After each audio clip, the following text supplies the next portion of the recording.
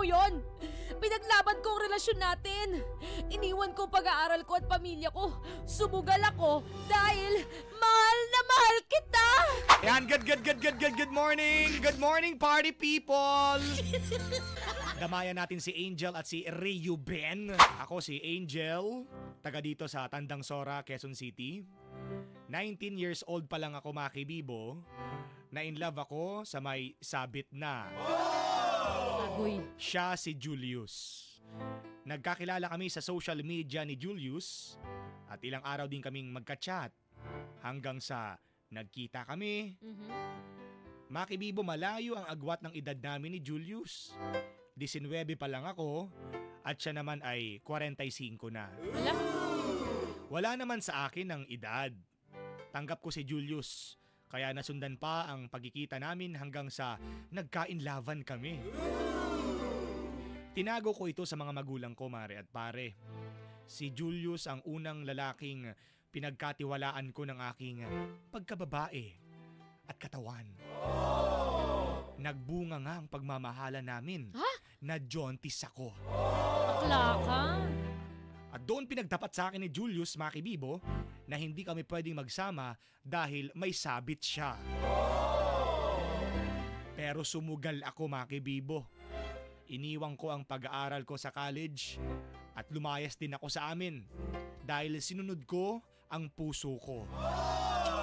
Pinili ko si Julius kahit may sabit na siya. Kumuha siya ng boarding house, doon niya ako linungga. Linungga talaga. O, daga? Daga? Nilungga? Writer natin. At doon niya ako linungga na parang daga. Gano'n. Siya lahat nagbabayad at sumusuporta pati sa pagbubuntis ko ngayon. Kaso habang tumatagal ang lihim na relasyon namin, mare at pare, hindi na siya madalas dumadalaw dito sa boarding house. Ang usapan kasi namin, twice a week siya pupunta. Ngayon, isang beses na lang sa isang buwan kung magpakita si Julius. Inaway ko siya. Ngayon hindi ko na siya makontak, mga kibibo. Grabe yung pahirap niya sa akin. Pinaglaban ko siya kahit may sabit siya. Kaso ganito ang sukli sa akin. Damayan nyo naman ako, Angel ng Tandang Sora, Quezon City. Magugustuhan ni Angel to. May pasalubong ako sa kanyang turon.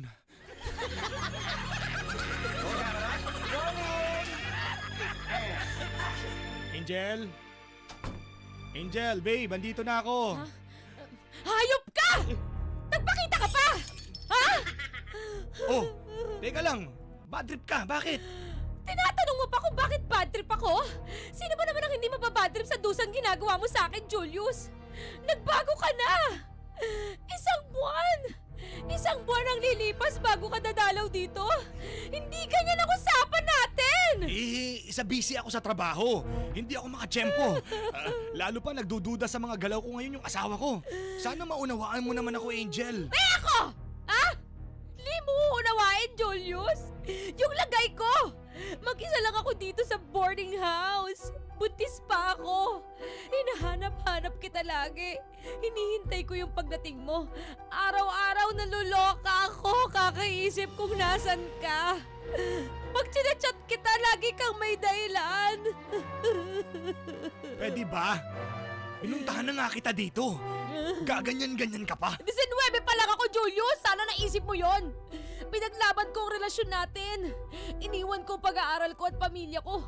Sumugal ako dahil mahal na mahal kita. Tapos, nangiiwan ka na sa ere. Sabi mo, magkasama tayo sa laban.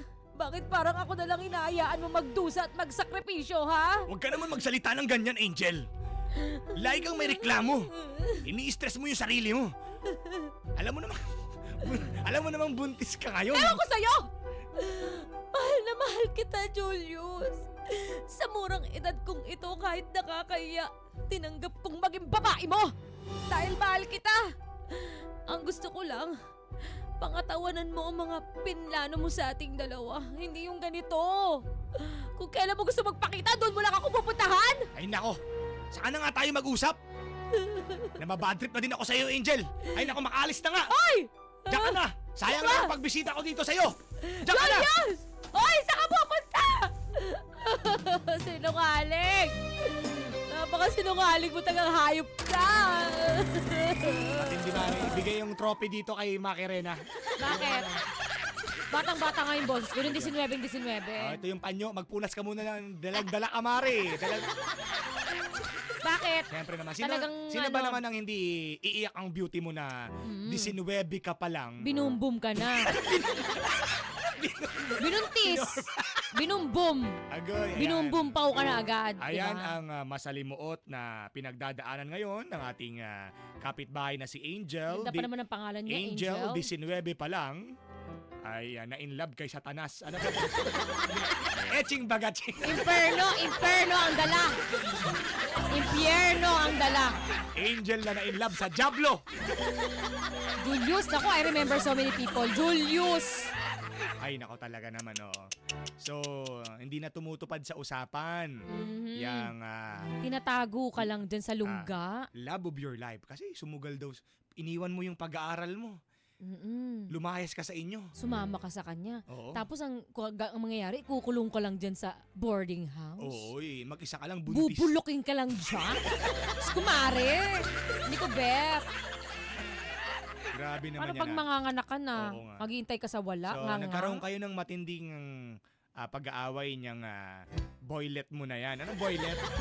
Boylet. Jowa niya yan. Jowa. Kabit nga siya, di ba? Ang aga mo naman naging kabit, Day. Gusto niya yan eh. 19. Ang bata mong naging pinakbet. Bet niya yan eh. Pinili niya yan eh. Pinili mo yan, Mare. Oo. O, ayan tuloy ang kinahinatnan. Fried chicken ka dapat. Buhay ka maging pinakbet. Di ba? Dapat Kakaloka. dapat yung mga beauty mo sa mga ganyang edad, may milk teahin ka pa. Oo. May milk teahin. Yung kinakatagpo sa milk tea shop, ganyan. Nonod ng concert, mga ganon. Pinakbet ka na. Hindi yung 19, kabit ka kaagad. Grabe to, masalimuot agad ang pinaranas mo sa buhay mo. Hindi mo na siya makontak ngayon. Dahil doon sa pag-aaway ninyo, linayasan yung beauty mo, Mare. Kasi nga, wala. Talak ka kasi ng talak, Siyempre, Mare. may karapatan naman nata tumalak tong si Angel Oo, kasi for the talak. hindi na sumusunod sa usapan yung lalaki na mahal niya eh. Sabi, dalawang beses sa isang linggo. Ang nangyari, isang beses sa isang buwan. Oh, Ang layo ng diferensya. Ba't kaya, no? Busy daw sa trabaho. Isang beses na nga lang sa isang buwan, nag-away pa kayo. Kaya nga. Kaya damayan natin. 0977-7915 ang ating text line. Damayan natin si Angel. Kawawa naman ang batang ito. 19 anyos, nagpabumbum-paw sa isang Diablo Kaya nga. na si Julius. Sabi ni Emmanuel Siralde, may junk shop kami dito. Pwede bang dito mo patirahin yan si Julius? Nababagay siya dito sa junk shop. Bakit? Dahil siya siyang batsurang. Ay, grabe ang salita. Grabe na. Naghanap ng baka talagang oras na para maghanap-hanap ka ng ng ibang direksyon sa buhay na para naman sa ikaw at magiging anak mo hindi yung ganyan. Sabi ni Leslie Jane ng Bikutan, Angel, umuwi ka na lang sa inyo at aminin mo sa nanay mo ang pagkakamali mo, pakita mo sa kanya na magbabago ka kasi pag mag-isa ka lang dyan, delikado kayo ng anak mo. Mabubulok ka dyan! Kaya nga, kasi nga naman, paano pag nanganak ka, mag-isa ka lang? Mm-mm. Totoo tong sinasabi ni Leslie Jane ha. Ikaw magpapaanak sa sarili mo? Kaya nga, sariling sikap ka. Uwi ka na lang muna sa mama mo o sa magulang mo. Tanggapin mo yung galit nila kasi kasalanan mo naman talaga. Mm-mm. Walang iba talagang dito pare pupuntahan at tutulong sa'yo kundi magulang Kaya mo. nga, Diba? Macho Bibo, pwede pong isali si Macarena sa MMFF. Yung Bakit? acting niya kasi pang best actress talaga. Thank you. Sabi ni Tonyo ng Batangas. So, Thank you so salamat. much. Ganun talaga. Kita nyo naman, puwa-practice pa kanina yan. Para bigay na bigay. Bigay na diba? bigay. Para 19 anyos ang edada natin. Grabe yan. naman yan si ginagawa sa yung dusa at pahirap. Huwag kang ma-stress ng ma-stress, Mari, kasi nagdadalang tao ka, Mari. At saka 19 years old ka pa lang. Diba? O sabihin Yeah. natin, sige, sumugal ka. Mas pinili mo yung lalaking may sabit na yan. 45 years old yan. 45, tas ikaw 19. Ayan, pumutok yung 45 ah. Pinutokan yung 19 ah. Ng 45. Hoy! Pinapasok mo kasi sa buhay mo yan eh. At ito, tinan mo, tinanggap mo na maging kabit ka. Ikaw rin ang sumalo ng lahat ng mga pinaggagawa mo, ng resulta. Sa umpisa pa lang, dapat alam mo yung kahihinatnan ng isang kabit. Deserve mo yan, Day. Kaso may madadamay na magiging anak nyo. Wag yung dinadama yung bata. Sabi ni ha? Manay Lizelle ng Baklaran. Yun yung kawawa dito, pare, talaga. Ang totoo niyan, yung bata, yung anak, maiipit sa hidwaan ninyo dahil sa mga kasalanang pinaggagawa ninyo. Diba? Walang kamuwang-muwang yung baby, lalabas sa mundong ito, galit ang lahat ng tao dahil kabit ang nanay niya. Sabi naman ni Grace ng Cavite, kung may ranggo ang mga walang hiya na lalaki, yang lalaki na yang si Julius, kapitan yan. Bakit naman dinamay niyo yung kapitan dito? Kapitan. Nakakaloka. Pero totoo talaga, pare. pare. Kapag may mga ganito, bago pa lang kayo pumasok sa isang relasyon, alam nyong may sabit, wag na. 'Di ba? May in love pa lang kayo, umpisa pa lang pigilan nyo na. 'Di ba, pare? Umpisa pa lang, pigilan nyo na.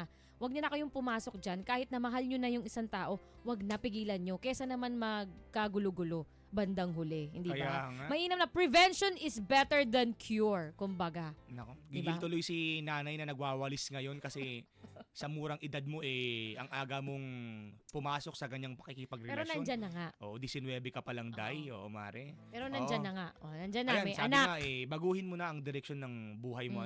Hindi pa huli ang lahat. Maring Angel. Umuwi ng ka sa Tandang magulang Sorang mo. din. Aminin mo pagkakamali mo. Alam namin, nararamdaman namin na may pagsisisi ka ng nararamdaman. Yes, Tama yan. totoo yan. Ako, konsensya ka na sa mga ginagawa mo. Kasi nga, akala mo sa una, sumugal ka, akala mo kasi tama yung ginawa mo. Kaya lang hindi. Ayan. Siyempre, yan ay pagkukunan mo talaga ng lesson sa buhay mo. Ayan, pwede ka ng siguro. Umuwi ka na muna sa inyo kaysa mabulok ka dyan. Bubulukin ka lang dyan ni Paano Julius. siya lilipad? Pinutol na niya ang pakpak ko.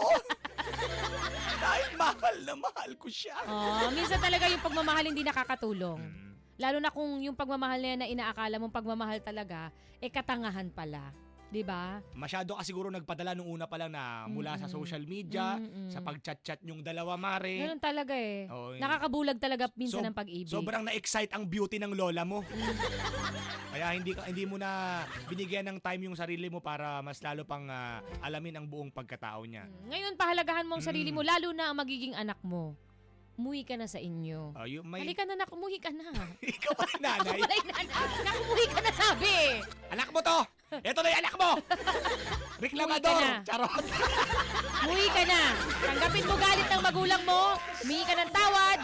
At for sure naman, pare, tatanggapin at tatanggapin Kaya ka nga, yan. man. Walang makakatiis na magulang sa anak. Hindi ba?